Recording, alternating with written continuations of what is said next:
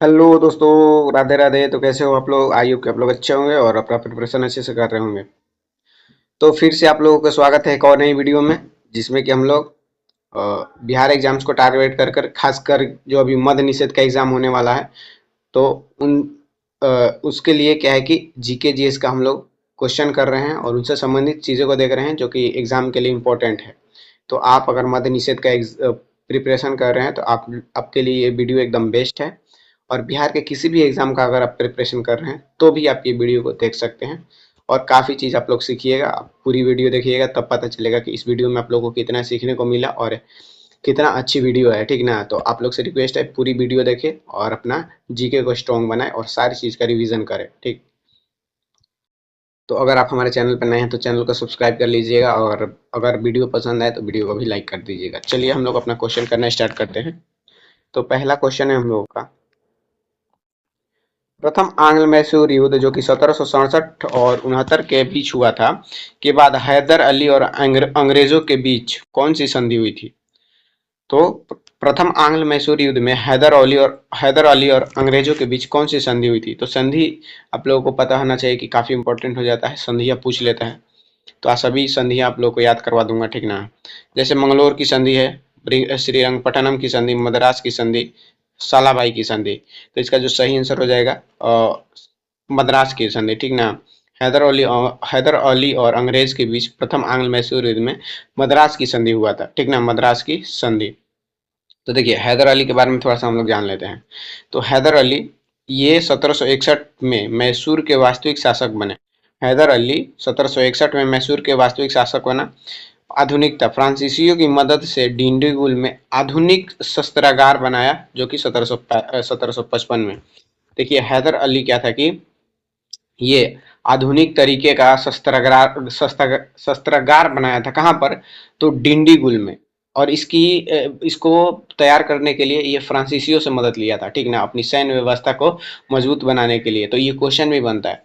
ये ध्यान रखिएगा, स्थान डिंडीगुल, कहाँ पर ये शस्त्रागार बनाया था? तो डिंडीगुल में। और किससे मदद ली थी? तो फ्रांसीसियों से। ये इंपॉर्टेंट हो जाता है। अब देखिए, प्रथम आंग्ल मैसूर युद्ध हैदर अली द्वारा लड़ा गया था, जो कि 1767 से लेकर 69 के बीच लड़ा गया था।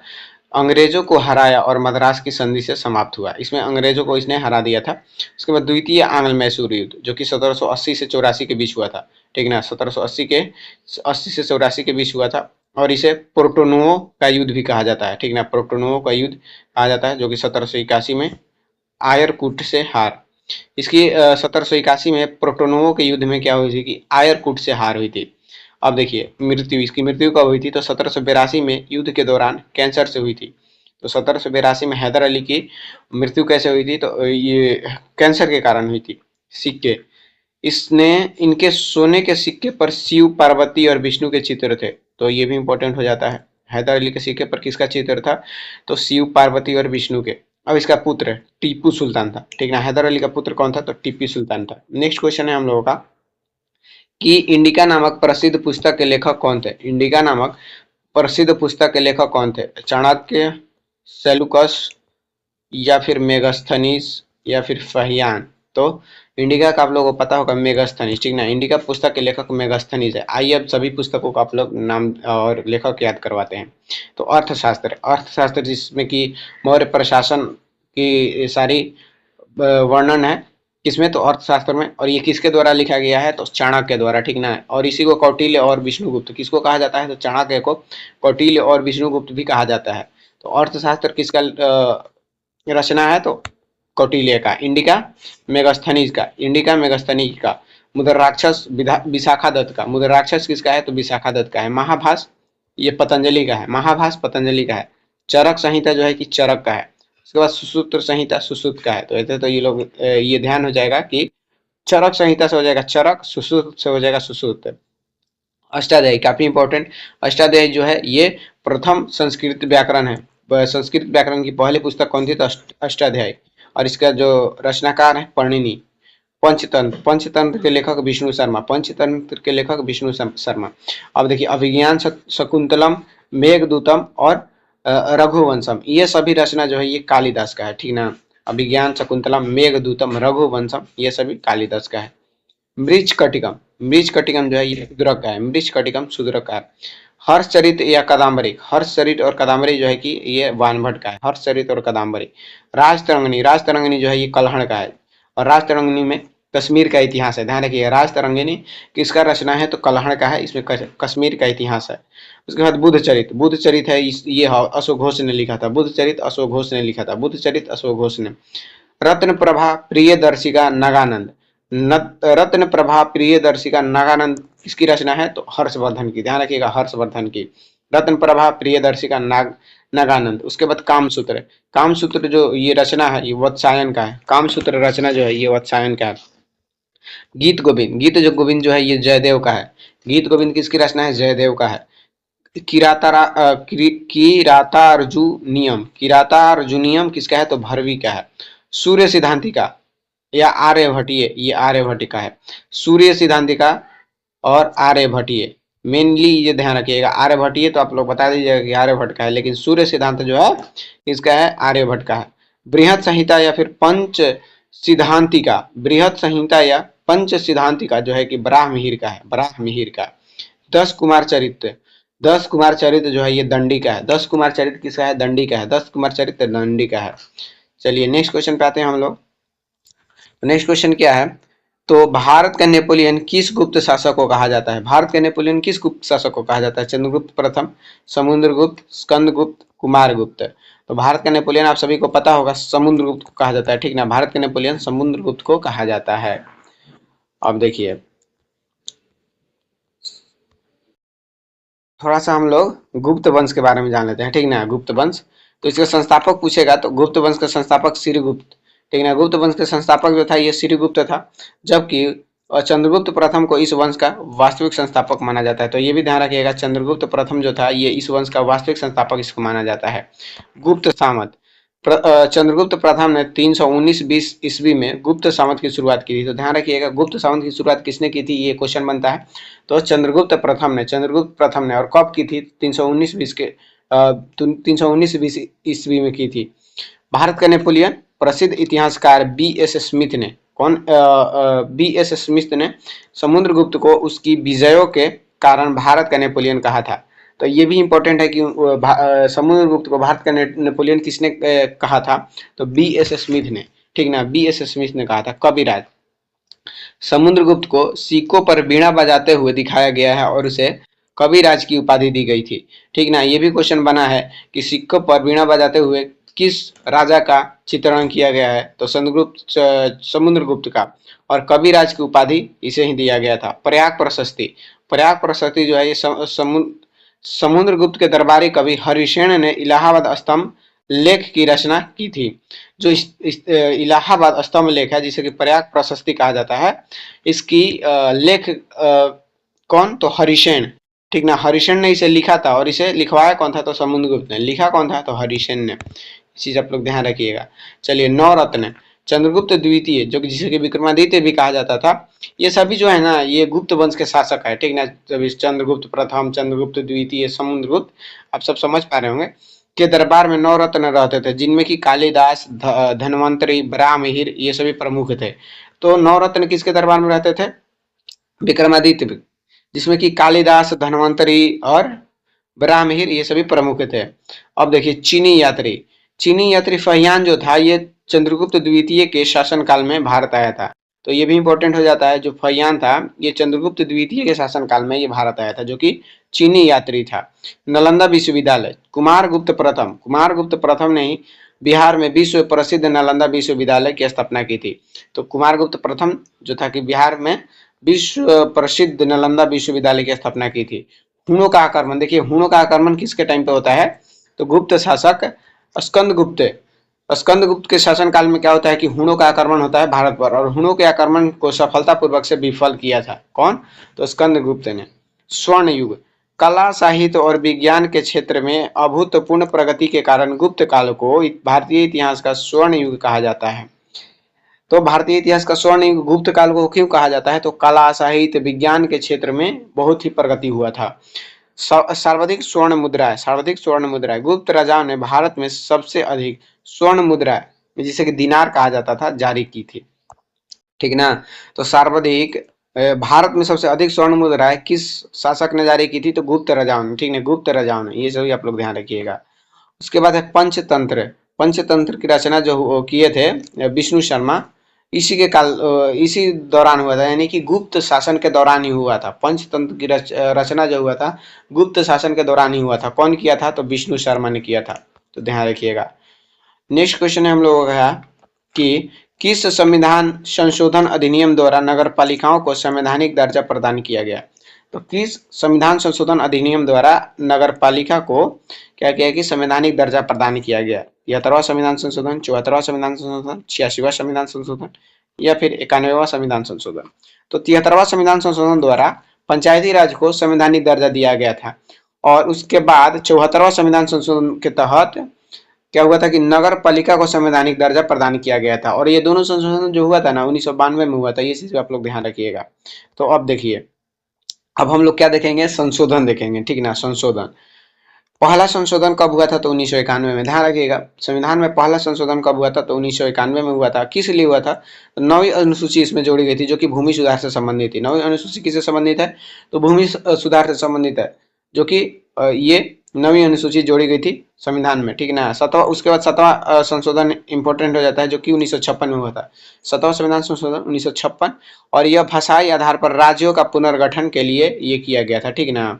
भाषाई आधार पर राज्यों का पुनर्गठन इसके तहत किया गया था 7वां संविधान संशोधन द्वारा। 21वां संविधान संशोधन कब हुआ था? 1967 में हुआ था। 21वां संविधान संशोधन 1967 में हुआ था। और सिंधी भाषा को 8वीं अनुसूची में 5वीं भाषा के रूप में जोड़ा गया था। क्या किया गया था? तो 21वां संविधान संशोधन के तहत 8वीं अनुसूची में 15वीं भाषा के रूप में सिंधी भाषा को जोड़ा गया था। ध्यान रखिएगा, सिंधी भाषा को। 42वां संविधान संशोधन जो कि 1976 में हुआ था, और इसे लघु संविधान कहा जाता है, ठीक ना। लघु संविधान इसे इसलिए कहा जाता है कि इसमें इससे बहुत सारी चीज जोड़ा गया था। प्रस्तावना में समाजवादी, पंथ निरपेक्ष, अखंडता, प्रस्तावना में समाजवादी, पंथ निरपेक्ष और अखंडता 42वां संविधान संशोधन द्वारा जोड़ा गया था। मौलिक कर्तव्य जो कि भाग 4 के ए में है और अनुच्छेद 51 के ए में है, ये जोड़ा गया था। ध्यान रखिएगा, मौलिक कर्तव्य संविधान में किस संशोधन द्वारा जोड़ा गया था? तब 42वां संशोधन। उसके बाद 44वां संशोधन कब हुआ था? तो 1978 में हुआ था। और इसके तहत संपत्ति के अधिकार को मौलिक अधिकारों से हटाकर कानूनी का अधिकार बना दिया गया, और इसे आर्टिकल ए में जोड़ दिया गया, आर्टिकल 300 के ए में जोड़ दिया गया, ठीक ना। 44वां संविधान संशोधन के द्वारा जो संपत्ति का अधिकार था उसे विधि का अधिकार बना दिया गया, और उसे क्या किया गया कि 300 के ए में जोड़ दिया गया। ये चीज आप लोग ध्यान रखिएगा। उसके बाद 52वां संविधान संशोधन कब हुआ था? तो 1985 में हुआ था। और यह दल बदल विरोधी कानून से संबंधित है, जो कि 10वीं अनुसूची में जोड़ा गया था, ठीक ना। इसके तहत 10वीं अनुसूची जोड़ा गया था, जो कि दल बदल कानून से संबंधित है। 61वां संविधान संशोधन कब हुआ था? तो 1989, ठीक ना। ये 89 ही ना है। मतदान की आयु जो कि 21 से घटाकर 18 वर्ष की गई थी, ठीक ना। 61वां संविधान संशोधन के द्वारा मतदान की आयु जो 21 वर्ष थी उसे घटाकर 18 वर्ष कर दिया गया था। उसके बाद ध्यान रखिएगा 74वां और 73वां पंचायती राज और नगर पालिका से संबंधित है, ठीक ना। पंचायती राज और नगर पालिका से संबंधित है, ठीक, इंपॉर्टेंट है। अब देखिए 86वां संविधान संशोधन कब हुआ था? तो ये 2002 में हुआ था, और इसे शिक्षा का अधिकार बना दिया गया था इस संशोधन के तहत, और इसे आर्टिकल 21 के ए में जोड़ा गया था, जिसमें कि 6 से 14 वर्ष के बच्चों के लिए शिक्षा अनिवार्य है। तो शिक्षा के अधिकार को मौलिक अधिकार बनाया गया था किस संविधान संशोधन के तहत? तो 86वां संविधान संशोधन के तहत। ध्यान रखिएगा। अब देखिए उसके बाद है कि 101वां संविधान संशोधन कब हुआ था? तो 2016 में हुआ था। और ये इसी के तहत जीएसटी यानी कि वस्तु एवं सेवा कर लागू किया गया था। 101वां संविधान संशोधन जीएसटी के द्वारा क्या किया गया था कि जीएसटी लागू किया गया था 101वां संविधान संशोधन द्वारा। अब देखिए 103वां संविधान संशोधन जो कि 2019 में हुआ था। 103वां संविधान संशोधन 2019 में हुआ था, और इसके तहत ईडब्ल्यूएस यानी कि आर्थिक रूप से कमजोर वर्ग को 10% के आरक्षण का प्रावधान किया गया था 103वां संविधान संशोधन के द्वारा, ठीक ना। ईडब्ल्यूएस को 10% का आरक्षण दिया जाता है। ध्यान रखिएगा, ये क्वेश्चन पूछता है, काफी इंपॉर्टेंट है। 103वां संविधान संशोधन। उसके बाद 106वां संविधान संशोधन जो कि 2023 में हुआ था, और यह महिला आरक्षण विधेयक, ठीक ना, महिला आरक्षण विधेयक से संबंधित है। 106वां संविधान संशोधन जो कि 2023 में हुआ था। और नारी शक्ति वंदना अधिनियम इसे कहा जाता है, नारी शक्ति वंदना अधिनियम। चलिए नेक्स्ट क्वेश्चन पे आते हैं हम लोग। नेक्स्ट क्वेश्चन क्या है? तो भारतीय संविधान के किस भाग को भारत का मैग्ना कार्टा कहा जाता है? बताइए। भारतीय संविधान के किस भाग को क्योंकि भारत का मैग्ना कार्टा कहा जाता है? भाग 2 जो कि नागरिकता से संबंधित है, भाग 3 जो कि मौलिक अधिकार से संबंधित है, भाग 4 जो कि नीति निर्देशकत्व से संबंधित है, भाग 6 नहीं सॉरी भाग 9 जो कि पंचायत से संबंधित है। तो क्या होगा इसका सही आंसर?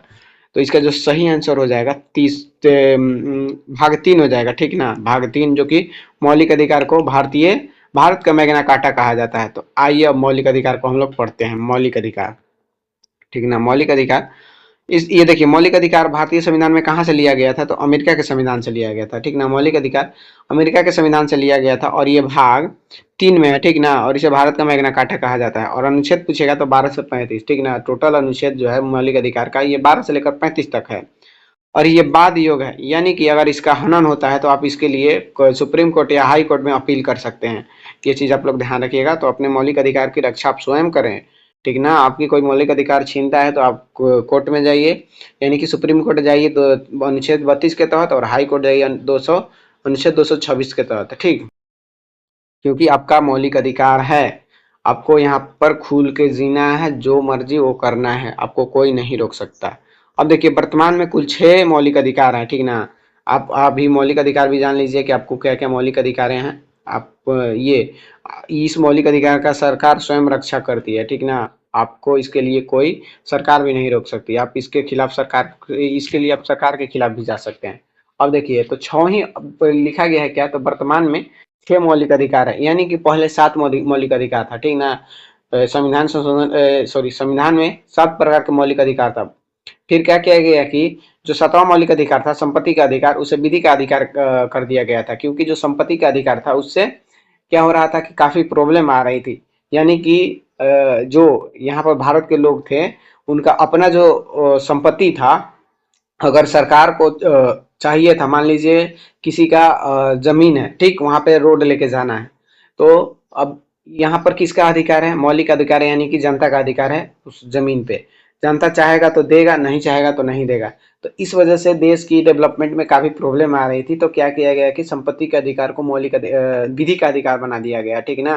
यानी कि सरकार अपने मर्जी से क्या कर सकती है कि उसका कर सकती है कि जहां उससे रोड ले जाना होगा ले जाएगी, आपका उस पर कोई अधिकार नहीं है। लेकिन उसका मुआवजा देना सरकार का फर्ज है, ठीक ना? आपका जमीन है लेकिन उसका मुआवजा सरकार देगी। तो ऐसा आई होप कि आप लोग समझ गए। अब देखिए, 6 जो मौलिक अधिकार है उसको हम लोग समझेंगे। पहला जो मौलिक अधिकार है, ये समानता का अधिकार है, जो कि आर्टिकल 14 से लेकर 18 तक है इसमें, ठीक ना? 14 से लेकर 18 तक। कानून के समक्ष समानता, कानून के समक्ष समानता जो कि अनुच्छेद 14 में है। कानून के समक्ष समानता अनुच्छेद 14 में है। छुआछूत, छुआछूत जो है ये अनुच्छेद 17 में, और उपाधियों का अंत जो है ये अनुच्छेद 18 में है। तो ये समानता का अधिकार से संबंधित 3 जो आर्टिकल है काफी इंपॉर्टेंट है, 14 और 17 और 18, आप लोग ध्यान रखिएगा। उसके बाद है स्वतंत्रता का अधिकार, जो कि 19 से लेकर 22 तक है। स्वतंत्रता का अधिकार अनुच्छेद 19 से लेकर 22 तक है। और आपको बोलने की आजादी है, प्रेस की स्वतंत्रता है, जीवन जीने का अधिकार है, और शिक्षा का अधिकार है, ठीक ना? स्वतंत्रता का अधिकार में आपको बोलने की आजादी है, प्रेस की स्वतंत्रता है, ठीक ना? और ये प्रेस की स्वतंत्रता आप लोग ध्यान रखिएगा, आर्टिकल 19 के ए में है। और जीवन का अधिकार किस में है? तो आर्टिकल 21 में है। और शिक्षा का अधिकार आर्टिकल 21 ए में है। उसके बाद शोषण के विरुद्ध अधिकार, शोषण के विरुद्ध अधिकार यानी कि मानव तस्करी पर रोक। मानव तस्करी पर रोक कौन अनुच्छेद में प्रावधान है? तो 23 में, ठीक ना? अनुच्छेद 23 क्या कहता है? तो मानव तस्करी नहीं कर सकते। बाल श्रम निषेध, जो कि अनुच्छेद 24 में है। ध्यान रखिएगा, बाल श्रम यानी कि जो छोटे छोटे बच्चे हैं उनको श्रम पर, उनके श्रम यानी कि वो कहीं पे काम नहीं कर सकते हैं, ठीक है? छोटे छोटे बच्चे, उनको पढ़ना अनिवार्य है, ना कि किसी फैक्ट्री में काम करना। तो ये चीज आप लोग ध्यान रखिएगा। उसके बाद है धार्मिक स्वतंत्रता। आपको धार्मिक स्वतंत्रता भी है, यानी कि किसी भी धर्म को मानने, प्रचार करने की आजादी है, ठीक ना? आप क्या है कि किसी भी धर्म को मान सकते हैं। आप हिंदू हैं तो मुस्लिम बन सकते हैं, मुस्लिम है तो हिंदू बन सकते हैं, ये आपकी स्वतंत्रता है। और आप उसका प्रचार कर सकते हैं। अगर आपको कोई जबरदस्ती करता है तो आप उसके लिए कोर्ट जा सकते हैं, यानी कि जबरदस्ती आप धर्म परिवर्तन नहीं करवा सकते। अपने मर्जी से आप जो चाहे धर्म मान सकते हैं, जो चाहे भगवान को मान सकते हैं, इससे कोई रोक नहीं सकता। लेकिन जबरदस्ती करने पर दिक्कत हो जाएगी। चलो, तो धार्मिक स्वतंत्रता आर्टिकल 25 से लेकर 28 तक है, ठीक ना? आर्टिकल 25 से लेकर 28 तक है। उसके बाद है संस्कृति एवं शिक्षा संबंधी अधिकार, संस्कृति एवं शिक्षा संबंधी अधिकार यानी कि शिक्षा से संबंधित भी आप लोगों को अधिकार है। स्कूल जाने का अधिकार, अल्पसंख्यकों के लिए भी स्कूल, अल्पसंख्यक मीन्स आप लोग समझ पा रहे होंगे, जो भारत में जिनकी जनसंख्या, जिन भी संप्रदाय का जनसंख्या कम है, उनको मतलब कि स्कूल जाने का अधिकार पर कोई नहीं रोक सकता। ठीक, तो ये आर्टिकल जो है कि 29 और 30 में है, ठीक ना। आर्टिकल 29 और 30 में अल्पसंख्यकों के हितों के का संरक्षण। अब देखिए जो छठा संविधान जो मौलिक अधिकार है वो संवैधानिक उपचारों का अधिकार, यही मेन है, ठीक ना, यही मेन है। और बी आर अम्बेडकर ने संविधान की आत्मा कहा था, आर्टिकल 32 को ही क्या कहा था, तो बी आर अम्बेडकर ने संविधान का आत्मा कहा था। ये देखिए क्या होता है कि आपका मौलिक अधिकार का हनन होता है, तो यही आर्टिकल 32 जो है, इसी आर्टिकल 32 के तहत आप कहाँ जा सकते हैं, सुप्रीम कोर्ट में, ठीक ना, सुप्रीम कोर्ट जा सकते हैं, सुप्रीम कोर्ट में अपील कर सकते हैं उसके खिलाफ जो आपको आपका क्या कर रहा है कि मौलिक अधिकार का हनन कर रहा है। तो ध्यान रखिएगा, जो ये सुप्रीम कोर्ट है ये 5 प्रकार का रीट जारी करता है, ठीक ना, 5 प्रकार का रीट जारी करता है। उसके बाद है संपत्ति का अधिकार। देखिए संपत्ति का अधिकार जो मैंने बताया 7वां संविधान संशोधन, 7वां मौलिक अधिकार था, उसे अनुच्छेद 31 से क्या कर दिया गया कि अनुच्छेद 300 के ए में जोड़ दिया गया, और इसे क्या किया गया, तो संपत्ति के अधिकार से इसे कानूनी अधिकार बना दिया गया, ठीक ना, कानूनी अधिकार बना दिया गया, और इसे 44वां संविधान संशोधन द्वारा ऐसा किया गया था। चलिए नेक्स्ट क्वेश्चन पे आते हैं हम लोग। नेक्स्ट क्वेश्चन क्या है, तो नेक्स्ट क्वेश्चन है कि भारत में राष्ट्रीय आय का आकलन करने वाली नोडल संस्था कौन सी है। भारत में जो है कि राष्ट्रीय आय आकलन करने वाली नोडल संस्था कौन सी है, नीति आयोग, वित्त मंत्रालय, राष्ट्रीय सांख्यिकी कार्यालय, या फिर भारतीय रिजर्व बैंक। तो राष्ट्रीय आय की गणना कौन सी संस्था करती है, ठीक ना, ये पूछ रहा है क्वेश्चन। तो आप सभी को पता होगा जो राष्ट्रीय आय की गणना करती है ये राष्ट्रीय सांख्यिकी कार्यालय ने कार्यालय करती है। राष्ट्रीय सांख्यिकी कार्यालय राष्ट्रीय आय की गणना करती है, काफी इंपॉर्टेंट है, ठीक ना, काफी इंपॉर्टेंट। आप सभी को पता होगा CSO, ठीक ना, CSO और NSSO को क्या कर दिया गया था कि मर्ज करके क्या बनाया गया था, तो NSO। और यही क्या करता है कि राष्ट्रीय आय की गणना करता है। अब देखिए राष्ट्रीय आय के बारे में आप लोगों को बताते हैं। तो एक वित्तीय वर्ष यानी कि 1 अप्रैल से 31 मार्च, ध्यान रखिएगा ये इंपॉर्टेंट है, पूछेगा भारत का वित्तीय वर्ष क्या है, तो 1 अप्रैल से 31 मार्च, 1 अप्रैल से 31 मार्च क्या है, वित्तीय वर्ष है, में किसी देश की उत्पत्ति, सभी अंतिम वस्तुओं और सेवाओं के कुल मौद्रिक मूल्य, ठीक ना। तो एक वर्ष में किसी भी देश में उत्पादित, ठीक ना, अंतिम वस्तुओं और सेवाओं का कुल मौद्रिक मूल्य को क्या कहा जाता है, राष्ट्रीय आय कहा जाता है। आकलन संस्था भारत में राष्ट्रीय सांख्यिकी कार्यालय यानी कि NSO इसका आकलन करता है, ठीक ना, पहले CSO करता था।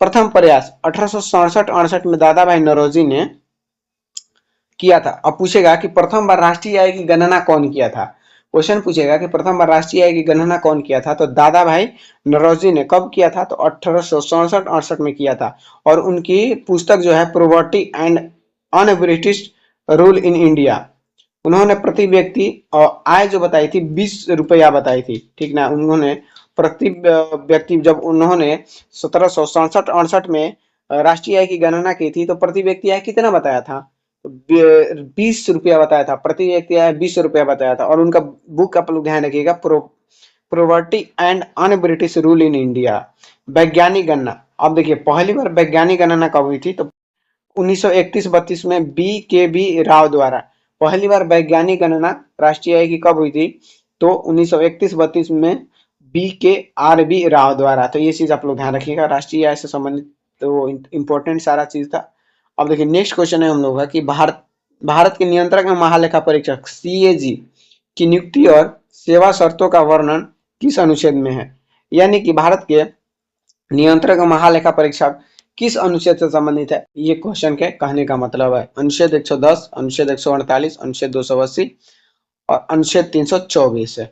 तो किससे संबंधित है, तो देखिए जो ये अनुच्छेद भारत में नियंत्रक महालेखा परीक्षक है ये अनुच्छेद 148 से संबंधित है। अनुच्छेद 110 जो है कि धन विधेयक, अनुच्छेद 280 जो है वित्त विधेयक है, अनुच्छेद 324 जो है ये चुनाव आयोग से संबंधित है। तो चलिए अब हम लोग जानेंगे महालेखा, एक सेकेंड।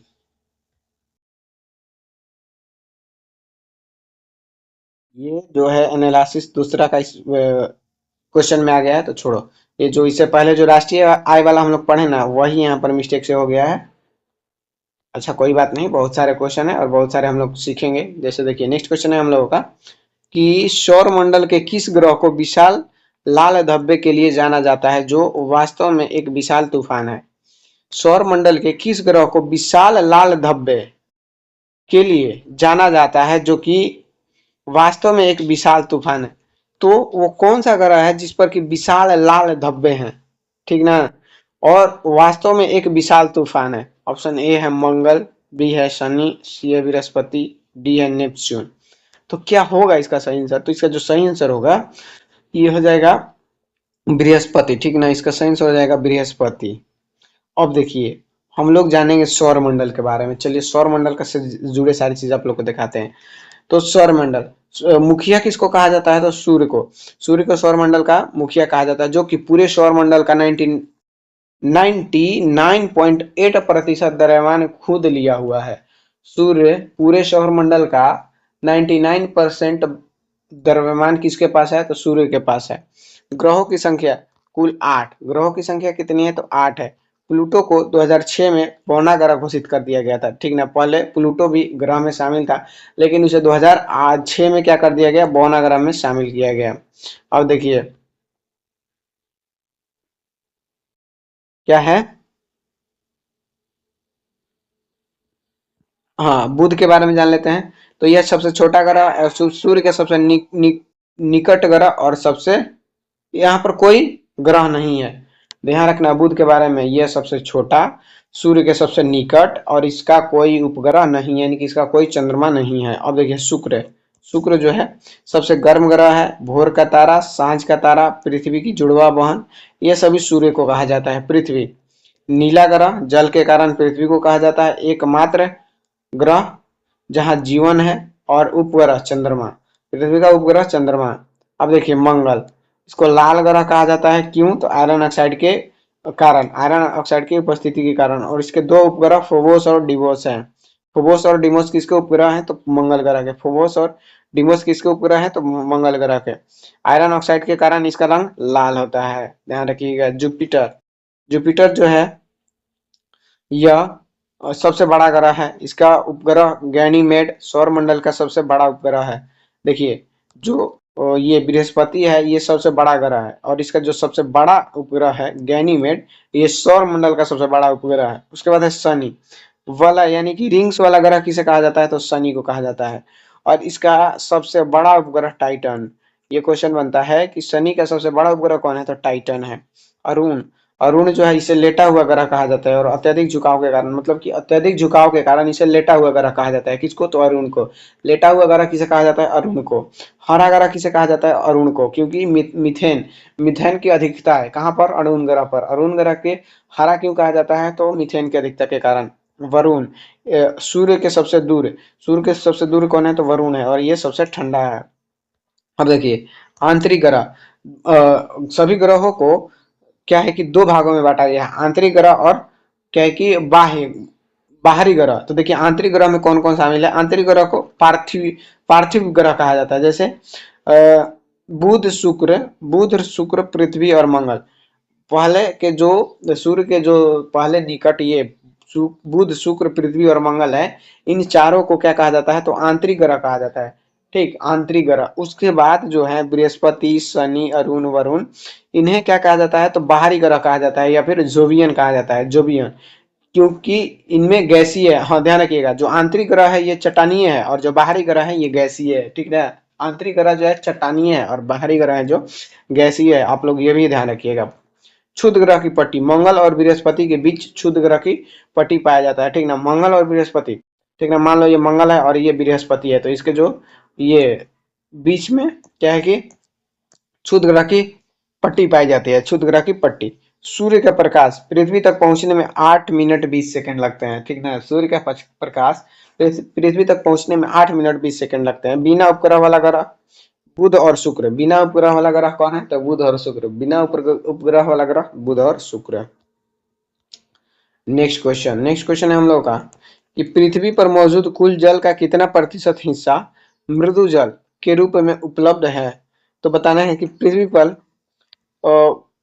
पृथ्वी पर कुल मौजूद जल का कितना प्रतिशत हिस्सा मृदु जल यानी कि फ्रेश वाटर जो हम लोग पीने में यूज करते हैं के रूप में उपलब्ध है। लगभग 10%, लगभग 2.5 से लेकर 3%, लगभग 5%, लगभग जो 0.5%। तो पृथ्वी पर उपस्थित जल की मात्रा में हम लोग कितने प्रतिशत जल जो है कि पीने में यूज करते हैं और फ्रेश वाटर है। तो ये ध्यान रखिएगा, लगभग 0.5 से लेकर 3% जो जल है ये फ्रेश वाटर है। देखिए, कुल विस्तार पृथ्वी के लगभग 71% भाग पर जल है और 29% पर स्थल। आप सभी को पता ही होगा, 71% भाग पर जल है और 29% पर स्थल है। उसके बाद जल का वितरण 97.5% खारा जल जो कि महासागरों में है और 2.5% मृदु जल यानी कि फ्रेश वाटर। इनमें सभी अधिकांश ग्लेशियर और बर्फ के रूप में है और केवल 1% से कम जल मानव उपयोग के लिए उपलब्ध है। अब देखिए क्या है कि 97.5% जो है खारा जल है जो कि महासागरों में रहता है। अब जो 2.5% मृदु जल है इनमें भी अधिकांश ग्लेशियर और बर्फ के रूप में, ठीक ना। 2.5% जो पीने वाला जल है उसमें भी ग्लेशियर और बर्फ के रूप में कितना है कि अधिकांश भाग है और उसमें जो हम लोग पीने के लिए यूज करते हैं मात्र 1% जल मानव उपयोग के लिए उपलब्ध है। तो बताओ, मात्र इस धरती पर जितना जल है उपलब्ध है, 1% जल हम लोग क्या है कि पीने में यूज करते हैं या फिर अपने यूज में लाते हैं। अब देखिए महासागर के बारे में हम लोग थोड़ा जान लेते हैं। महासागर, प्रशांत महासागर सबसे बड़ा और गहरा सागर पूछेगा। सबसे बड़ा और गहरा सागर कौन है? तो प्रशांत। ये सबसे बड़ा भी है और सबसे गहरा भी है और इसमें विश्व का सबसे गहरा बिंदु मेरियाना ट्रेंच जो कि 11,022 मीटर स्थित है, ठीक ना। जो विश्व का सबसे गहरा बिंदु मेरियाना ट्रेंच है महासागर में ही सबसे नीचे 11,022 मीटर पर स्थित है। उसके बाद अटलांटिक महासागर, एस आकार का, व्यापार की दृष्टि से सबसे व्यस्त महासागर, ठीक ना। पूछा जाता है कि एस आकार का महासागर कौन है? तो अटलांटिक महासागर। एस आकार का महासागर अटलांटिक महासागर और व्यापार के लिए क्या है कि बहुत व्यापार की दृष्टि से व्यस्त महासागर है। यानी कि जो जहाज व्यापार के लिए एक देश से दूसरे देश जाते हैं इसी महासागर से होकर अधिकांश जहाजें जाती है, इसलिए ये क्या है कि व्यस्त महासागर है। हिंद महासागर, एकमात्र महासागर जिसका नाम किसी देश पर है और सबसे गहरा बिंदु सुंडागढ़। ध्यान रखिएगा, हिंद महासागर का जो नाम है ये इंडिया के नाम पर है और ऐसा इसलिए कहा जाता है कि यह एकमात्र ऐसा महासागर है जो किसी के देश के नाम पर है और इसका सबसे गहरा जो बिंदु है सुंडागढ़ है। इसका सबसे गहरा बिंदु सुंडागढ़ है, ये भी आप लोग ध्यान रखिएगा। दक्षिणी सागर जो है अंटार्कटिका के चारों ओर, अंटार्कटिका के चारों ओर दक्षिणी सागर किसे कहा जाता है? तो जो अंटार्कटिका महाद्वीप है उसके चारों ओर को क्या कहा जाता है? तो दक्षिणी सागर कहा जाता है। उसके बाद आर्कटिक सागर, यह सबसे महा सबसे छोटा महासागर जो कि उत्तरी ध्रुव के पास है। आर्कटिक महासागर जो है ये सबसे छोटा महासागर है जो कि उत्तरी ध्रुव के पास स्थित है, ठीक ना। जो ये अंटार्कटिक है ये दक्षिणी महासागर इसको कहा जाता है और जो आर्कटिक है ये सबसे उत्तरी ध्रुव पर है, ठीक है ना। ये सबसे छोटा भी है आर्कटिक, ध्यान रखिएगा सबसे छोटा। और देखिए जल चक्र, वाष्पीकरण, संघनन, वर्षण, नियंत्रण प्रक्रिया। जो जल चक्र है आप सभी को पता ही होगा, जल होता है तो नीचे पानी आता है, फिर ये वाष्पीकरण के माध्यम से ऊपर जाता है, फिर क्या होता है ये बादल में जाकर संघनित हो जाता है और फिर वर्षा से ये नीचे आता है। तो इसे जल चक्रण कहा जाता है, जल चक्रण। ये नॉर्मल बेसिक सी बात है, सबको पता होगा। जल आता है और अब देखते होंगे कि तालाब सूख जाता है तो ये पानी जाता कहाँ है? तो कुछ पानी नीचे जाता है और कुछ वाष्प बन के ऊपर चला जाता है जो कि बादल में जाकर इकट्ठा हो जाता है और वही बादल क्या होता है कि टकराकर बारिश होता है। देखिए लवणता, प्रति 1,000 ग्राम जल में घुले नमक की मात्रा औसत समुद्री लवणता 35%। देखिए लवणता क्या कहा जाता है? तो 1,000 ग्राम जल यानी कि 1 लीटर जल में कितना प्रतिशत लवण मिला हुआ है उसे लवणता कहा जाता है। तो जो क्या है कि समुद्री जल है जिसे खारा पानी कहा जाता है उसमें 35% लवण की मात्रा होती है, ठीक ना। 35% लवण मतलब आप लोग समझ पा रहे होंगे नमक। सबसे अधिक लवणता वाली झील वाण झील है जो कि तुर्की में है। ये चीज आप लोग ध्यान रखिएगा, सबसे अधिक लवणता वाली झील पूछेगा तो वाण झील जो कि तुर्की में है, वाण झील तुर्की में है। ज्वार भाटा, चंद्रमा और सूर्य के गुरुत्वाकर्षण खिंचाव के कारण समुद्र के जल का ऊपर उठना और गिरना ज्वार भाटा कहलाता है। देखिए, चंद्रमा और सूर्य के गुरुत्वाकर्षण के खिंचाव के कारण, क्या, तो चंद्रमा और सूर्य के गुरुत्वाकर्षण, गुरुत्वाकर्षण आप लोग समझ पा रहे होंगे, यह एक प्रकार का बल है। तो इसी बल के कारण क्या होता है कि ये समुद्री जल ऊपर उठता है और नीचे गिरता है, और इसी को क्या कहा जाता है, जवार भट्टा। ठीक, ऊपर उठे तो जवार, नीचे आए तो भट्टा, जवार भट्टा, जवार भट्टा। ठीक ना, तो समझ गए होंगे। चलिए नेक्स्ट हम लोग देखते हैं। तो नेक्स्ट क्वेश्चन क्या है, नेक्स्ट क्वेश्चन है कि ज्वालामुखी के मुख को क्या कहा जाता है। ज्वालामुखी के मुख को, जहां से ज्वालामुखी फटता है, उसे क्या कहा जाता है, वेंट, क्रेटर, मैग्मा कक्ष या फिर शंकु।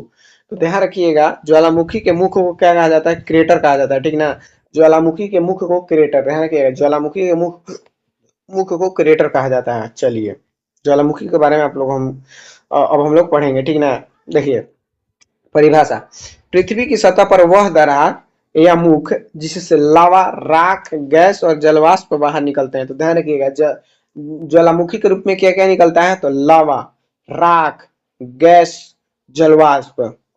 मैग्मा बनाम लावा, जमीन के अंदर तरल तरल पदार्थ मैग्मा कहलाता है और बाहर आने पर इसे लावा कहते हैं।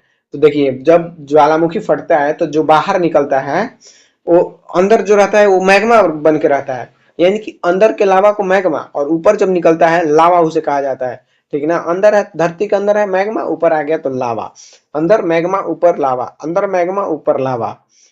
सर्वाधिक गैस, ज्वालामुखी विस्फोट में सबसे अधिक जलवाष्प निकलती है। ठीक ना, सर्वाधिक ज्वालामुखी फटने से विस्फोट में सबसे अधिक क्या निकलता है, जलवाष्प। ध्यान रखिएगा, जलवाष्प, सबसे अधिक क्या निकलता है, जलवाष्प निकलता है।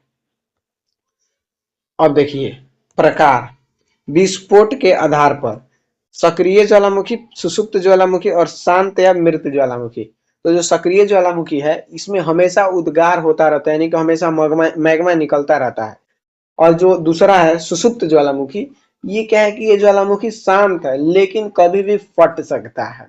और जो मृत ज्वालामुखी है या शांत, ये क्या है कि ये कभी भविष्य में कभी इसे फटने का संभावना ही नहीं है। तो अब देखिए, ये हम लोग समझ ही गए जिनमें अक्सर विस्फोट होता है। उदाहरण, स्ट्रोम्बली, जो भूमध्य सागर का प्रकाश स्तंभ इसे कहा जाता है। स्ट्रोम्बली जो है ये सक्रिय ज्वालामुखी है, स्ट्रोम्बली सक्रिय ज्वालामुखी है। उसके बाद खिलाऊ, हवाई द्वीप का जो है, ये भी सक्रिय ज्वालामुखी है। स्ट्रोम्बली सक्रिय ज्वालामुखी, खिलाऊ सक्रिय ज्वालामुखी। जो लंबे समय से शांत है पर कभी भी फट सकती है, वो क्या है, सुषुप्त। उदाहरण के लिए विसुवियस जो कि इटली में है, विसुवियस क्या है, सुषुप्त ज्वालामुखी, विसुवियस सुषुप्त ज्वालामुखी, विसुवियस सुषुप्त ज्वालामुखी। उसके बाद फ्यूजियामा जापान की, फ्यूजियामा जापान की जो है सुषुप्त ज्वालामुखी है, जिनमें भविष्य की विस्फोट की कोई संभावना नहीं है। वो क्या है, मृत और शांत, मृत या शांत ज्वालामुखी। उदाहरण के लिए पोप, पोपा जो है म्यांमार का है, पोपा म्यांमार का ज्वालामुखी है जो कि मृत ज्वालामुखी है। कलिमंजारो, अफ्रीका की कलिमंजारो ज्वालामुखी जो है, ये भी है कि मृत ज्वालामुखी है। अब देखिए ring of fire, ring of fire किसे कहा जाता है, तो प्रशांत महासागर के चारों ओर का क्षेत्र जहां विश्व के 75% सक्रिय ज्वालामुखी है। तो प्रशांत महासागर के चारों ओर का जो क्षेत्र है उसे रिंग ऑफ फायर कहा जाता है, जहाँ की विश्व का 75% ज्वालामुखी यहीं पर फटते हैं। ये भी आप लोग ध्यान रखिएगा। भारत का एकमात्र सक्रिय ज्वालामुखी बैरन द्वीप जो कि अंडमान निकोबार में है। भारत का एकमात्र सक्रिय ज्वालामुखी बैरन द्वीप जो कि अंडमान निकोबार में है। ऑस्ट्रेलिया एकमात्र महाद्वीप जहां एक भी ज्वालामुखी नहीं है। ये भी क्वेश्चन इंपॉर्टेंट हो सकता है। ऑस्ट्रेलिया एकमात्र ऐसा महाद्वीप है जहां एक भी ज्वालामुखी नहीं है। क्रेटर, ज्वालामुखी के किप को के आकार के मुख को कहते हैं। ठीक ना, क्रेटर जो है क्वेश्चन में है, जहां से ये ज्वालामुखी फटता है उसे क्रेटर कहा जाता है। अब देखिए भूकंप के बारे में क्वेश्चन है, भूकंप की तीव्रता मापने के लिए रिएक्टर स्केल का उपयोग होता है, लेकिन भूकंप के झटके की तीव्रता मापने के लिए किस स्केल का उपयोग होता है। देखिए, जो भूकंप का तीव्रता मापता है वो रिएक्टर स्केल होता है, लेकिन भूकंप का झटका मापने के लिए किस स्केल का प्रयोग किया जाता है, सिस्मोग्राफ, मार्केली स्केल, फ़ारेनहाइट स्केल या फिर वर्नियर स्केल।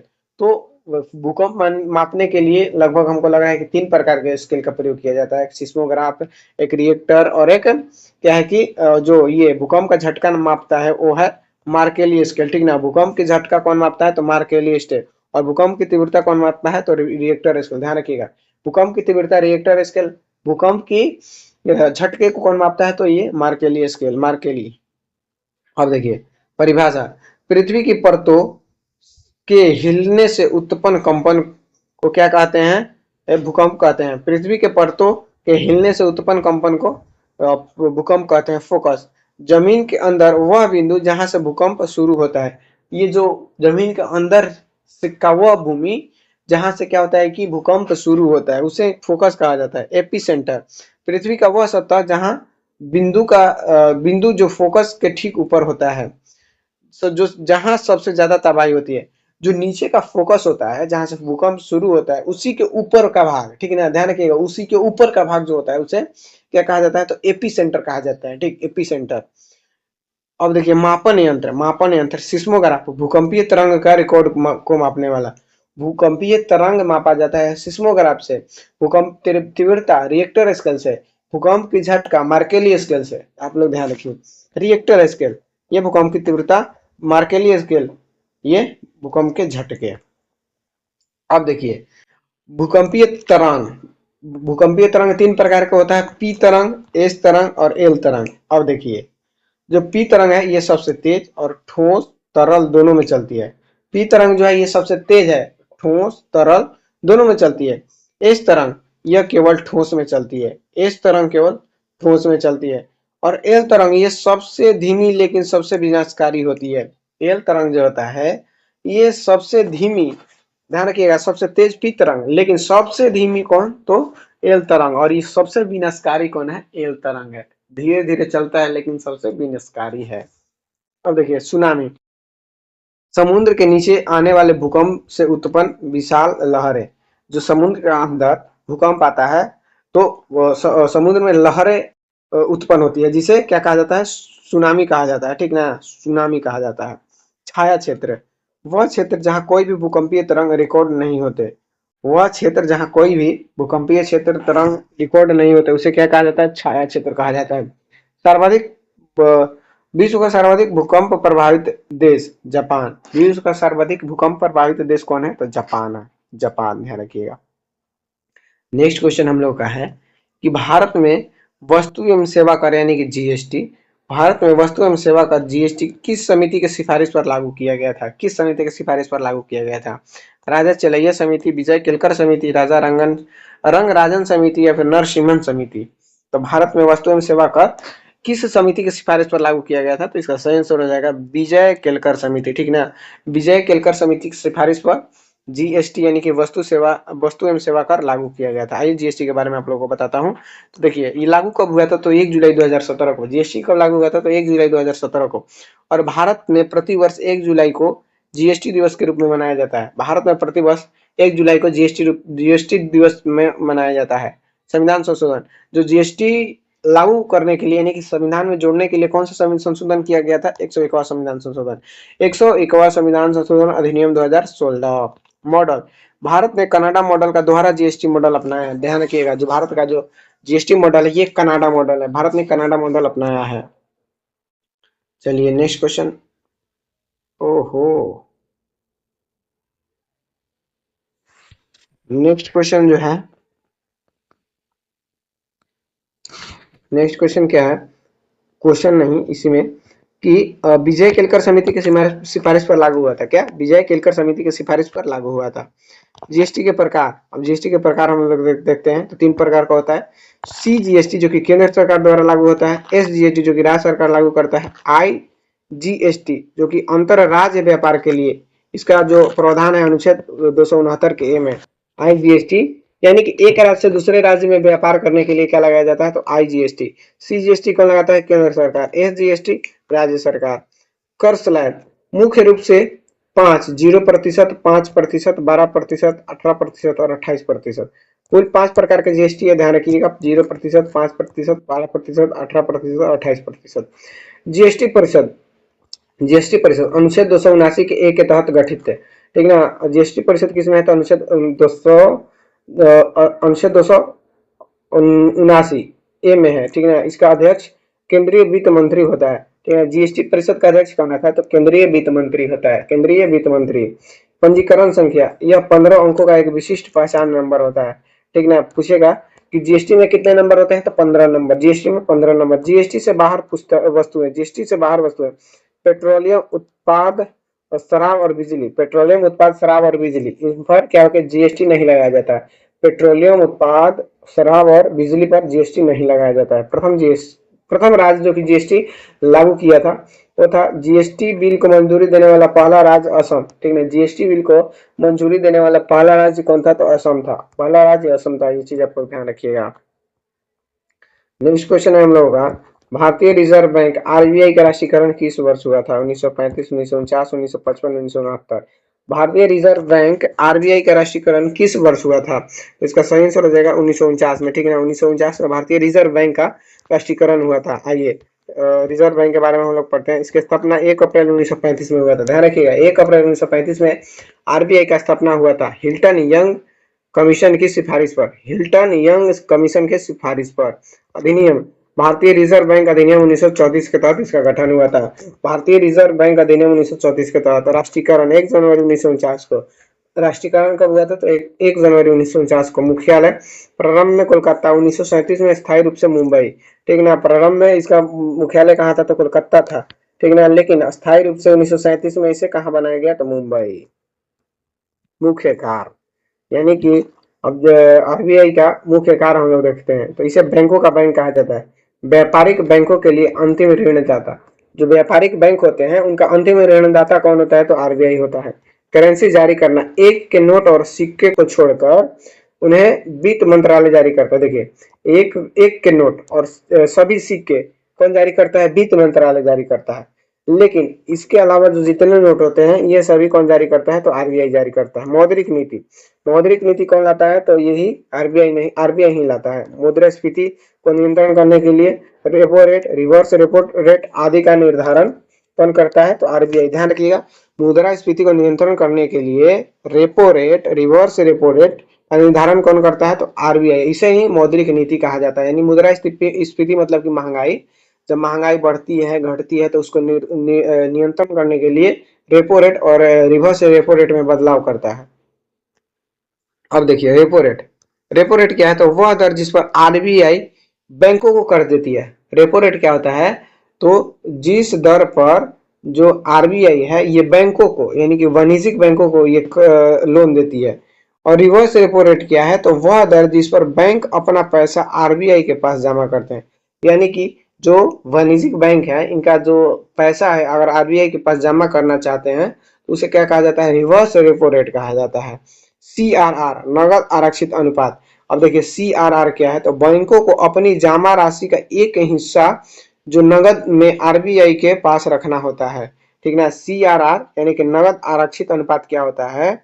तो बैंकों को अपने जमा राशि का एक हिस्सा जो नगद के रूप में आरबीआई के पास रखना अनिवार्य होता है, यही सीआरआर है। मान लीजिए कोई वाणिज्य बैंक है, खोल रहा है अपना बैंक, तो उसको क्या होता है कि कुछ नगद राशि के रूप में किसको देना होता है? आरबीआई को, ताकि मान लो आगे चल के फ्रॉड करता है ये बैंक तो उसके जो क्या है कि कंज्यूमर बोला जाता है, तो वो जो खाता धारक होते हैं उनकी ये भरपाई कर सके, इस वजह से वो कुछ हिस्सा अपने पास रखती है। अब देखिए क्या है अति महत्वपूर्ण तथ्य, प्रथम गवर्नर, आरबीआई के प्रथम गवर्नर कौन थे? तो आर ऑसबॉर्न स्मिथ है। आरबीआई के प्रथम गवर्नर सर ऑसबॉर्न, आर हम बोलते थे, सर ऑसबॉर्न स्मिथ। प्रथम भारतीय गवर्नर कौन थे? तो सीडी देशमुख। प्रथम भारतीय गवर्नर सीडी देशमुख। वर्तमान गवर्नर जो है 26 में तो शक्तिकांत दास है, वे भारत के 25वें गवर्नर है, ठीक ना। वर्तमान में जो आरबीआई के गवर्नर है ये कौन है? शक्तिकांत दास है, वो 25वें गवर्नर है, ठीक, ध्यान रखिएगा। चलिए नेक्स्ट क्वेश्चन हम लोग का क्या है, ध्वनि की चाल सबसे अधिक किस माध्यम में होती है? ध्वनि की चाल सबसे अधिक किस माध्यम में होती है? निर्वात में, जल में, वायु में, इस्पात में। ध्वनि की चाल सबसे अधिक किस माध्यम में होती है? तो इसका ध्यान रखिए आप लोग, इस्पात में, ठीक ना। ध्वनि जो है इस्पात में सबसे अधिक तेजी से गमन करती है। और निर्वात में ध्यान रखिएगा ये गमन ही नहीं करती। निर्वात में सबसे तेज होता है प्रकाश। और निर्वात में पूछेगा कि ध्वनि गमन करती है, तो ध्यान रखिएगा गमन नहीं करती है निर्वात में, इसे किसी माध्यम की जरूरत होती है। ध्वनि को गमन करने के लिए यानी कि एक स्थान से दूसरे स्थान जाने के लिए क्या होता है कि माध्यम की आवश्यकता होती है। चलिए नेक्स्ट क्वेश्चन है प्रकृति क्वेश्चन बोले इसकी प्रकृति। यह एक अनुदैर्घ्य यांत्रिक तरंग है, यानी कि ध्वनि क्या है, एक अनुदैर्घ्य यांत्रिक तरंग है। इसे चलने के लिए माध्यम यानी कि ठोस, द्रव या गैस, कोई भी माध्यम की आवश्यकता होती है और यह निर्वात में नहीं चल सकती। चार, सबसे अधिक ठोस में और फिर द्रव में और उससे कम गैस में। इसे देखिए इस्पात में, जल और वायु में, सबसे अधिक इस्पात में, ठीक है ना। अब देखिए तरंगों के प्रकार, तरंग के प्रकार हम लोग देख लेते हैं आवृत्ति के आधार पर। जो ध्वनि तरंग है इनके प्रकार है आवृत्ति के आधार पर। अवसरब तरंग, अवसरब तरंग जो है कि 20 हर्ट्ज से कम के ध्वनि तरंग को क्या कहा जाता है, अपसरव्य तरंग कहा जाता है। अपसरव्य 20 हर्ट्ज से कम के तरंग को अपसरव्य तरंग। यह हाथी, वेल और भूकंप के समय उत्पन्न होता है, ठीक ना। हाथी, वेल और भूकंप के समय उत्पन्न होता है। उसके बाद श्रव्य तरंग, यानी कि जो हाथी और वेल है इस तरंग को सुन सकता है, ठीक ना, हाथी और वेल। श्रव्य तरंग 20 हर्ट्ज से 2000 हर्ट्ज तक। जो श्रव्य तरंग है ये 20 हर्ट्ज से लेकर 20,000 हर्ट्ज के बीच, ठीक ना। और मानव कान केवल इसे सुन सकते हैं। हम लोग का जो कान है केवल यही ध्वनि सुन सकता है 20 हर्ट्ज से लेकर 20,000 हर्ट्ज तक। पराबैंगनी या फिर पराध्वनि तरंग, इसे पराबैंगनी, पराध्वनि, पराश्रव्य तरंग जो है कि 20,000 हर्ट्ज से अधिक जो क्या होता है आवृत्ति होता है उसको क्या कहा जाता है, पराश्रव्य तरंग। और यह चमगादड़, डॉल्फिन और सोनार में उपयोग किया जाता है, यानी कि इसे चमगादड़ सुन सकते हैं, डॉल्फिन सुन सकता है और इसका प्रयोग जो होता है सोनार में किया जाता है। सोनार जो ये समुद्री ये पनडुब्बी होते हैं उनमें इसका प्रयोग किया जाता है। अब देखिए पिच, यह आवृत्ति पर निर्भर करता है और उच्च आवृत्ति तीखी आवाज जैसे महिलाएं की आवाज। जो तारत्व है यानी कि ये आवृत्ति पर निर्भर करती है। उच्च आवृत्ति, जिसका उच्च आवृत्ति होता है उसकी तीखी आवाज होता है, ठीक ना। पिच मतलब समझते हो, पिच जिसका आवाज पतला मोटा जो होता है ना, जैसे महिला का और पुरुष में देखा जाए तो महिला का पिच अधिक होता है और पुरुष का कम होता है। लाउडनेस, लाउडनेस जो है ये आयाम पर निर्भर करता है, ठीक ना। लाउडनेस आयाम पर निर्भर करता है, यानी कि जोर से बोलना है और धीरे बोलना, ये चीज आप लोग को समझना है। जो क्या है कि पतला और मोटा आवाज, जैसे महिला का पतला आवाज होता है और पुरुष का मोटा आवाज, ये किस पर निर्भर करता है, तारत्व पर। क्या, तारत्व पर। और जो लाउडनेस है यानी कि जोर से बोलना और धीरे से बोलना, जोर से बोलना और धीरे से बोलना, ये आयाम पर निर्भर करता है, ठीक ना। आयाम पर निर्भर करता है, आयाम पर निर्भर करता है और इसे डेसिबल में मापा जाता है। डेसिबल में। प्रतिध्वनि, प्रतिध्वनि जो आवाज टकराकर वापस सुनाई देती है, यह स्पष्ट ध्वनि सुनने के लिए परावर्तक सतह और श्रोता के बीच क्या होता है कि न्यूनतम 17.2 मीटर की दूरी होनी चाहिए। 17.2 मीटर के दूरी पर ही आपको क्या होगा कि प्रतिध्वनि सुनाई दे सकती है। डॉपलर प्रभाव, ध्वनि के स्रोत और श्रोता के बीच सापेक्ष गति के कारण आवृत्ति में होने वाला परिवर्तन। ये क्या है, तो ध्वनि और श्रोता, सॉरी ध्वनि के श्रोता और श्रोता के बीच के सापेक्ष गति के कारण आवृत्ति में होने वाले परिवर्तन को क्या कहा जाता है, डॉपलर प्रभाव कहा जाता है। यानी कि ये डॉपलर नहीं, ये बात बताई थी। अब देखिए नेक्स्ट क्वेश्चन क्या है हम लोगों का कि मानव नेत्र में प्रतिबिंब रेटिना पर कैसे बनता है। मानव नेत्र में प्रतिबिंब जो है रेटिना पर कैसा बनता है, सीधा और वास्तविक, उल्टा और वास्तविक, सीधा और आभासी, उल्टा और आभासी। तो मानव के रेटिना पर कैसा प्रतिबिंब बनता है, तो इसका जो सही आंसर होगा उल्टा और वास्तविक, ठीक ना। मानव नेत्र में प्रतिबिंब जो बनता है ये उल्टा और वास्तविक बनता है, ठीक ना, उल्टा और वास्तविक बनता है।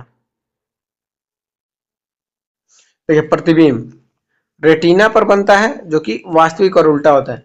मानव के जो नेत्र होता है उसमें पूछेगा प्रतिबिंब कहाँ बनता है, तो रेटिना पर बनता है। कैसा बनता है, तो वास्तविक और उल्टा बनता है, ठीक। उसके बाद नेत्रदान। अब देखिए मानव नेत्र के बारे में जो इंपॉर्टेंट क्वेश्चन जो पूछा जाता है वो हम लोग देख लेंगे। तो जो मृत्यु के बाद आंख का जो दान किया जाता है उसमें कर्निया का दान किया जाता है, ठीक ना, कर्निया का दान किया जाता है। प्रकाश नियंत्रण, आइरिस, जिसे आइरिस पुतली के आकार को नियंत्रित कर आंख में जाने वाले प्रकाश का मात्रा को तय करता है। यानी कि प्रकाश का नियंत्रण कौन करता है, तो आइरिस। प्रकाश का नियंत्रण आइरिस, आंख में जाने वाले प्रकाश का नियंत्रण आइरिस। स्पष्ट न्यूनतम दूरी, देखने का स्पष्ट न्यूनतम दूरी कितना है, तो 25 सेंटीमीटर। अगर आप अपने आंख के 25 सेंटीमीटर से नजदीक कोई चीज देखिएगा तो नहीं दिखाई देगा। 25 सेंटीमीटर, समझ रहे हो, 25 मीटर नहीं, सेंटीमीटर। उसके बाद क्या है कि प्रमुख दृष्टि दोष और उपचार, आंख में जो दृष्टि दोष होते हैं उनका दोष और उपचार हम लोग देखते हैं। दृष्टि दोष, ये इसमें क्या होता है कि पास का दिखता है, दूर का नहीं। निकट दृष्टि दोष में पास का दिखता है लेकिन दूर का नहीं। इसका उपचार के लिए अवतल लेंस का प्रयोग किया जाता है, ठीक ना। निकट दृष्टि दोष में पास का दिखता है, दूर का नहीं, और इसके उपचार में अवतल लेंस का प्रयोग किया जाता है। दूर दृष्टि दोष, इसमें दूर का दिखता है लेकिन पास का नहीं, और इसके उपचार में उत्तल लेंस का प्रयोग किया जाता है। जरा दृष्टि दोष, बुढ़ापे में दोनों समस्या, यानी कि निकट का भी दिखना बंद, दूर का भी दिखना बंद, तो उसे क्या कहा जाता है, जरा दृष्टि दोष। इसके उपचार में द्विफोकसी लेंस, यानी कि उत्तल लेंस और अवतल लेंस दोनों का प्रयोग इसमें किया जाता है, ठीक है ना, उत्तल लेंस और अवतल लेंस। अबिंदुकता, अबिंदुकता यानी कि क्षैतिज ऊर्ध्वाधर रेखाओं में अंतर ना कर पाना। उपचार के लिए बेलनाकार लेंस का प्रयोग किया जाता है। क्षैतिज और ऊर्ध्वाधर जो रेखा होता है ना, उसको अंतर स्पष्ट ना कर पाना क्या है, अबिंदुकता है। अब देखिए महत्वपूर्ण भाग, रॉड सेल से कम रोशनी अंधेरे में देखने में सहायक। कम रोशनी यानी कि अंधेरे में देखने में सहायक कौन होता है, तो रॉड सेल। अंधेरे में आप लोग क्या होता है कि अंधेरा में भी कुछ कुछ दिखाई देता है, देता है कि नहीं, तो उसको देखने में कौन मदद करता है, तो रॉड सेल, ठीक ना, रॉड सेल से। कौन सेल्स जो होता है, ये रंगों की पहचान करने में सहायक होता है। तो ये सेल्स जो है, ध्यान रखिएगा, सेल्स में कोशिका होता है, रॉड कोशिका, कौन कोशिका। तो जो आंख का रॉड सेल्स है, ये अंधेरे में देखने में सहायता करता है, और कौन सेल जो है, ये रंगों की पहचान में करने में सहायक होता है। अब देखिए नेक्स्ट क्वेश्चन हम लोगों का है, नेक्स्ट क्वेश्चन, निम्नलिखित में से कौन सा एक रासायनिक परिवर्तन का उदाहरण है। निम्नलिखित में से कौन सा एक रासायनिक परिवर्तन का उदाहरण है। बर्फ का पिघलना, पानी का वाष्पीकरण, लोहे पर जंग लगना, नमक का पानी में घुलना।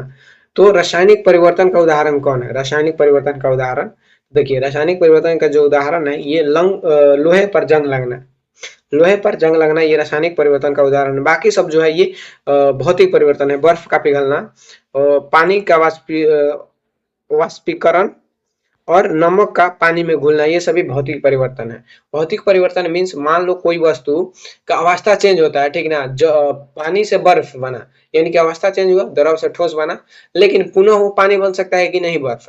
तो वही पुनः अपनी अवस्था में लौट जाता है कोई चीज, तो उसे क्या कहा जाता है, भौतिक परिवर्तन, ठीक ना, ध्यान रखिएगा। रासायनिक परिवर्तन क्या है, तो जब अवस्था चेंज हो जाती है तो पुनः उसी अवस्था में वो चीज नहीं आ पाता है, ठीक ना, उसे क्या कहा जाता है, रासायनिक परिवर्तन। जैसे कि यहाँ पर लोहा का जंग लगना है, तो मान लो लोहा पे जंग लग जाता है, तो वो जंग लगने के बाद जो लोहा खत्म हो जाता है, वापस जैसा वो लोहा, मान लीजिए आपके घर का जो खिड़की है उसमें जंग लग गया, तो वो खत्म हो जाता है, वापस से वो बन सकता है क्या, ठीक। तो ऐसा आप लोग समझिए।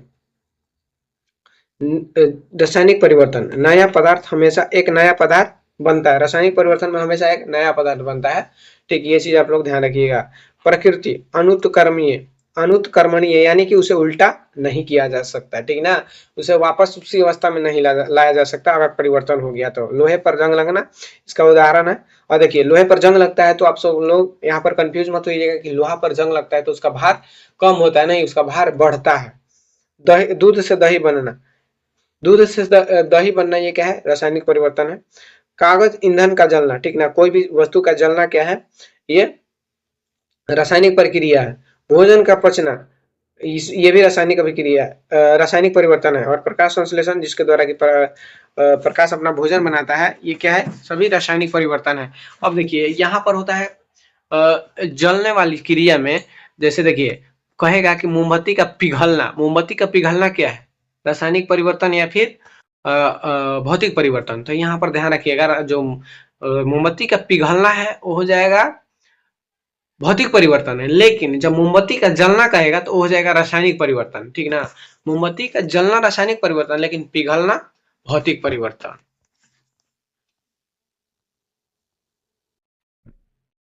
नेक्स्ट क्वेश्चन है हम लोग का कि मृग मरीचिका बनने का मुख्य कारण प्रकाश की कौन सी घटना है। यानी कि मृग मरीचिका ये किसका प्रकाश के किस कारण का घटना है। ऑप्शन ए है विवर्तन, अपवर्तन, पूर्ण आंतरिक परिवर्तन, प्रकीर्णन। तो किस कारण की वजह से मृग मरीचिका ये बनता है।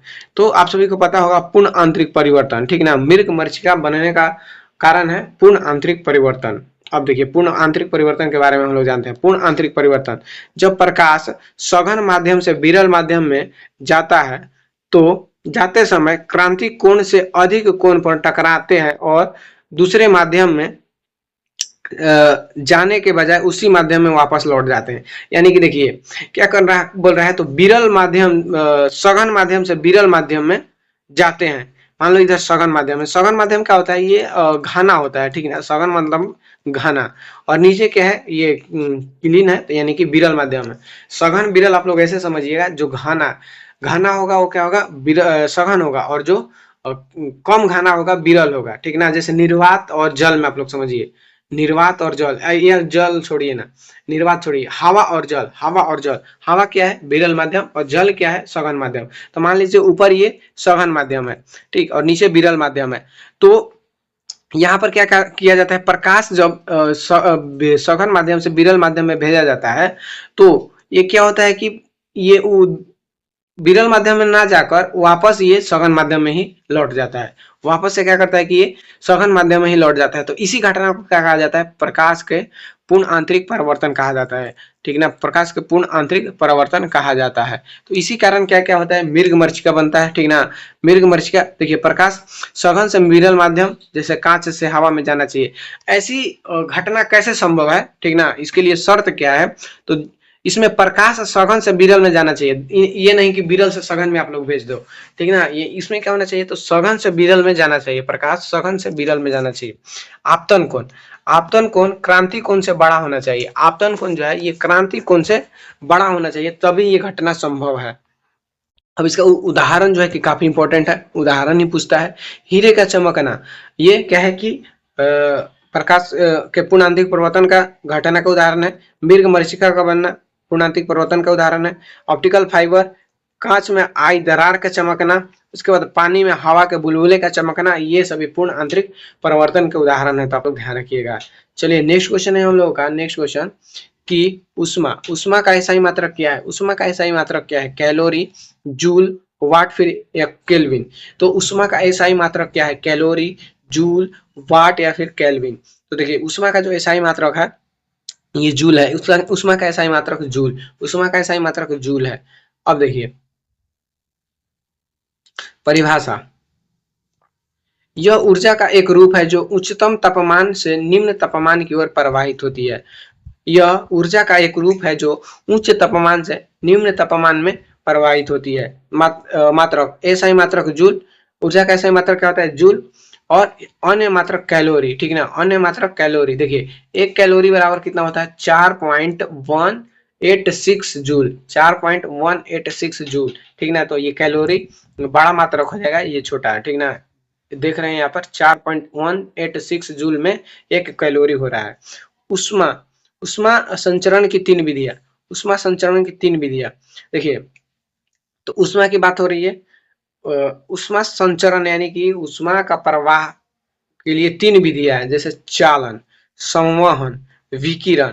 चालन, संवहन और विकिरण। तो चालन है ये उष्मा संचरण यानी कि जो ठोस पदार्थों में उष्मा का संचरण होता है ये चालन विधि द्वारा होता है, ठीक ना। उष्मा का संचरण कैसे होता है, तो चालन विधि द्वारा होता है। जैसे लोहे का छड़ का गर्म होना, लोहे का छड़ का गर्म होना माध्यम की आवश्यकता होती है। देखिए इसमें क्या होता है, ये मान लीजिए लोहे का छड़ का पार्टिकल छोटा छोटा है, ठीक,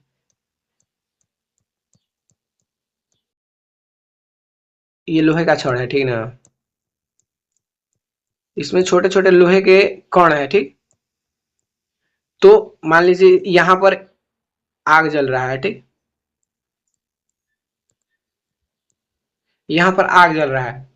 तो ये क्या करता है, इसमें क्या होता है, तो मान लीजिए यहाँ का जो कण है, जो लोहे का छड़ का यहाँ का कण है, ये हीट हो जाएगा और धीरे धीरे क्या करेगा, ये हीट को एक कण से दूसरे कण, एक कण से दूसरे कण इधर इधर जाता रहेगा, ठीक ना। इधर उसके बाद वाले कण, उसके बाद वाले कण को हीट करते करते ऐसे ये पूरे रड को क्या करता है कि हीट कर देता है। तो इस प्रकार के जो स्थिति को क्या कहा जाता है, चालन विधि कहा जाता है। ऐसे जब ये ठोस में इस क्या होता है कि ऐसी प्रकार के ऊष्मा का संचरण क्या कहलाता है, चालन कहलाता है। संवहन, संवहन में क्या होता है, ये दोनों तरल और गैस में होता है, ठीक ना। तरल और गैस, जैसे पानी का उबलना और वायुमंडल का गर्म होना, ठीक ना। पानी का उबलना और वायुमंडल का गर्म होना, देखिए इसमें क्या हो जाता है, ये एक पतीला है, ठीक, इसमें क्या है, पानी है, इसमें पानी है, ठीक ना, इसमें पानी है। नीचे क्या है, यहाँ पर मान लो ये चूल्हा है, ठीक। अब देखिए इसमें क्या होता है, जो पानी का पार्टिकल है, ये जो नीचे वाला है ना, ये गर्म होकर ऊपर जाता है और ठंडी पार्टिकल नीचे आता है, फिर नीचे से गर्म होकर ऊपर, ठंडी पार्टिकल नीचे आएगा, गर्म पार्टिकल ऊपर, ठंडी पार्टिकल नीचे, गर्म पार्टिकल ऊपर। तो इस प्रकार जो होता है ये गैस और गैस और क्या होता है कि द्रव, गैस और द्रव के जो वस्तुएं हैं इस प्रकार वो ऊष्मा ग्रहण करते हैं। अब देखिए अब क्या है, विकिरण भी, ओहो विकिरण, विकिरण, विकिरण विधि में क्या होता है, तो इसमें माध्यम की आवश्यकता नहीं होती। जैसे सूर्य का ऊष्मा पृथ्वी तक इसी विधि में पहुंचता है, तो देखिए इसमें किसी माध्यम की जरूरत नहीं होती। इसमें क्या होता है, विकिरण, जैसे कि सूर्य का जो प्रकाश है विकिरण के माध्यम से पृथ्वी पर आता है, ठीक है, विकिरण के माध्यम से क्या होता है कि पृथ्वी पर आता है। तो ये तीन विधियां है, ऊष्मा का तीन विधियां हैं। महत्वपूर्ण शब्दावली, विशिष्ट ऊष्मा, पदार्थ के 1 ग्राम तापमान 1 डिग्री सी बढ़ाने के लिए आवश्यक ऊष्मा जल की विशिष्ट ऊष्मा से अधिक होता है।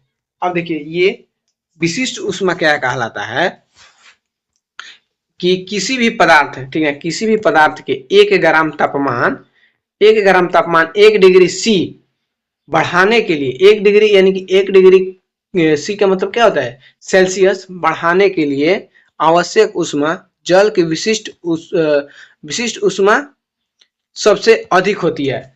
यानी कि यहाँ पर सबसे अधिक विशिष्ट ऊष्मा किसका होता है, तो जल का होता है, ध्यान रखिएगा, सबसे अधिक विशिष्ट ऊष्मा किसका होता है, जल का होता है।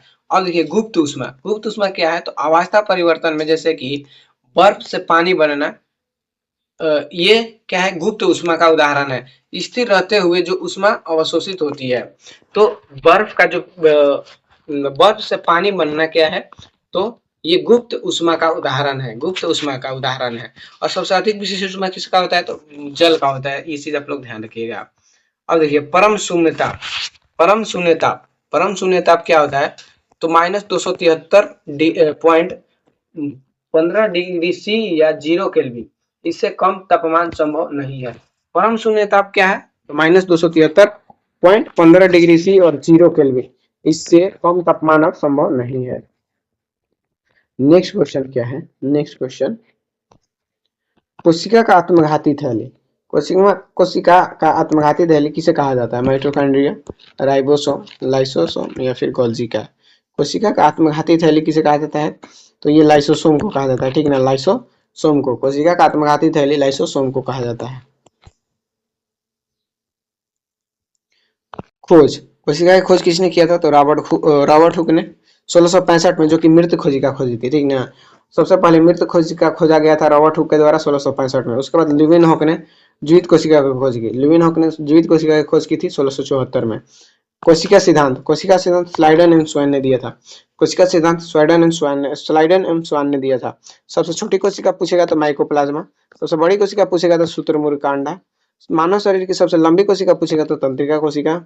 अब देखिए प्रमुख कोशिकांग, कोशिकांग के बारे में जान लेते हैं, तो माइटोकॉन्ड्रिया, कोशिका का पावर हाउस माइटोकॉन्ड्रिया को कहा जाता है।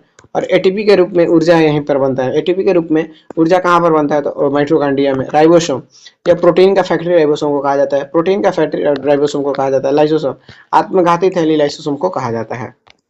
अब देखिए क्या है, गाल्जी का है, गाल्जी का क्या है, तो कोशिका का ट्रैफिक पुलिस, कोशिका का ट्रैफिक पुलिस, कोशिका का ट्रैफिक पुलिस कहा जाता है, तो गाल्जी का है। यानी कि कोशिका के में पदार्थ का इधर से उधर जो जाता है, इनका नियंत्रण कौन करता है, तो गोल्जी का कहा जाता है।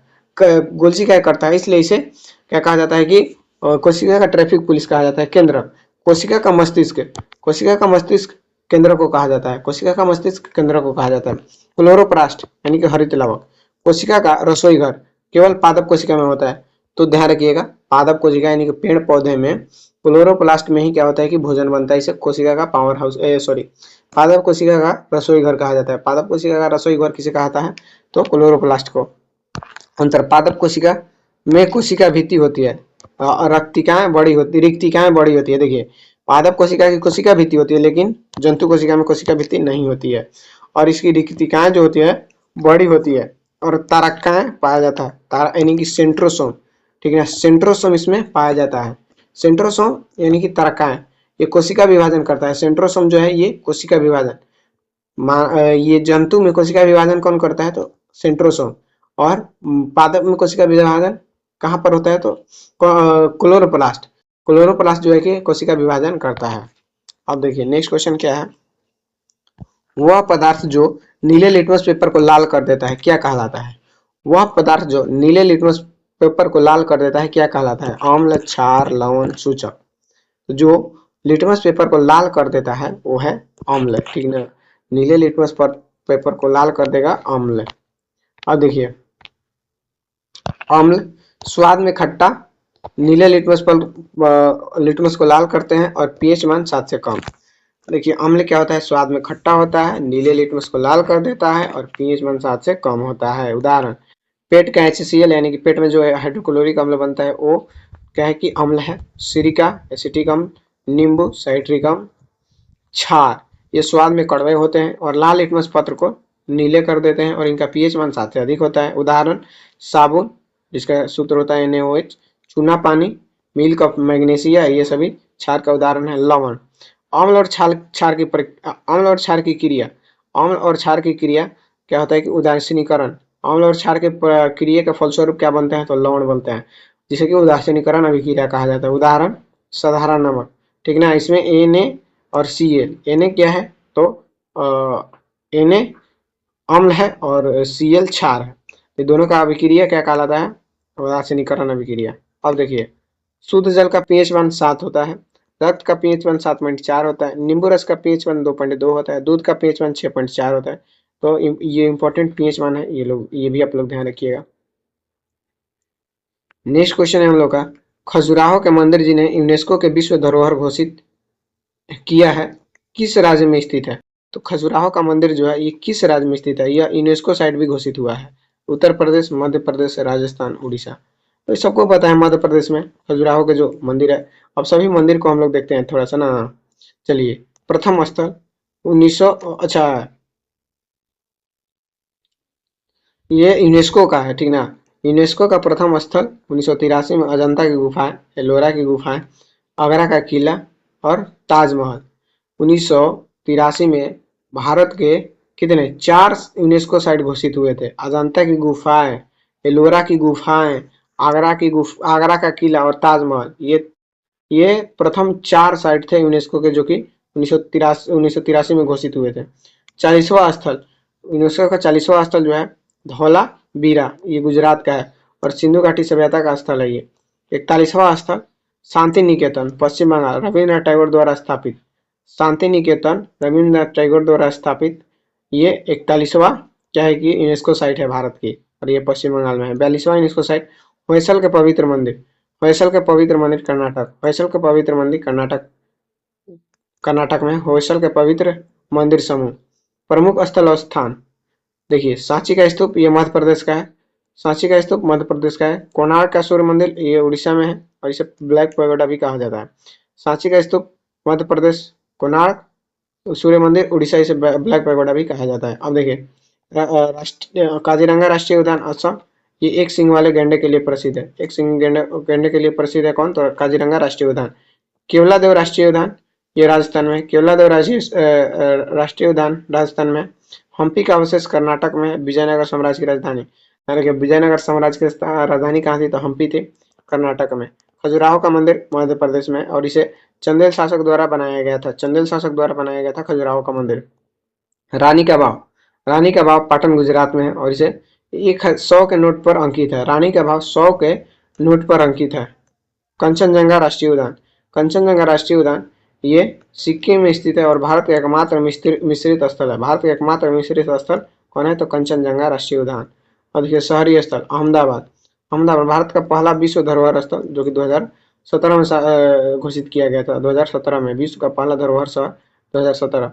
जयपुर दूसरा विश्व धरोहर शहर 2019। जयपुर दूसरा विश्व धरोहर शहर 2019। तो हम लोग का क्वेश्चन यहीं पे समाप्त होता है। तो आज के लिए इतना ही। अब हम लोग नेक्स्ट वीडियो में और भी प्रश्न करेंगे। तो आप लोग हमारे चैनल से जुड़े रहिए। आप लोग के लिए हर रोज मैं वीडियो लाता हूँ और ऐसा ही क्वेश्चन आप लोग को याद करवाता हूँ। तो देखिए आपने क्वेश्चन तो अच्छे थे ही, उनसे संबंधित चीजें जो आप लोग का रिवीजन हुआ, जो याद करने को मिला, मतलब बेस्ट है। तो आप लोग चैनल को सब्सक्राइब नहीं किया तो सब्सक्राइब कर लो, तभी आप लोगों को ये ऐसी वीडियो मिलेगी। ठीक ना? तो चलिए मिलते हैं नेक्स्ट वीडियो में। तब तक के लिए अपना ध्यान रखिए और अच्छे से पढ़ाई करते रहिए।